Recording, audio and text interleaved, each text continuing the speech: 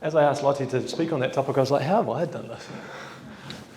So I thought I didn't get a chance to share this in the workshop, so I thought I'd share the 3 things that I've found useful. And the first one was find a leader who cares. Don't convince them, test with them. And so I had this only a couple of weeks ago with Leighton. And he said, so what's this about? And even I struggle at times to explain to people what this is about, and I created it. And so I get the cards out and I say, why don't we have a play?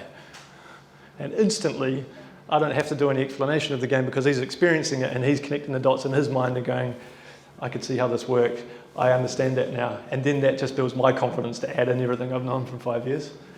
But it makes the work of talking about the game a lot easier because he's creating a narrative in his mind about how it could work. And then I use words like, imagine if you now did this with your team.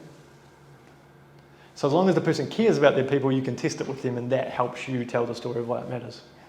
So that's my number 1. My second one is start small.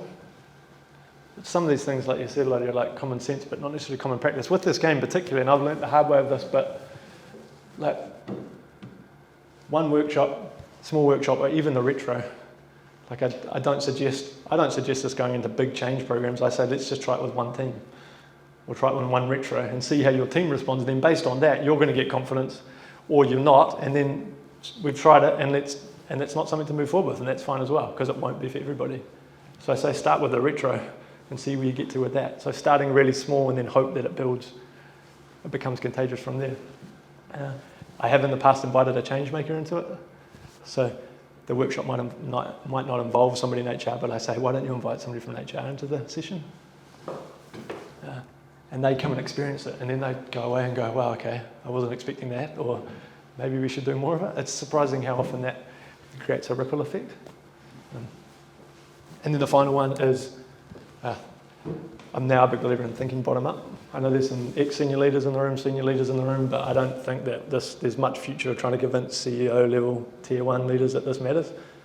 There'll be some that will be into it for sure, but on the whole, I think and the success I've seen, especially in government agencies, is where people start really small and it becomes contagious and it builds up.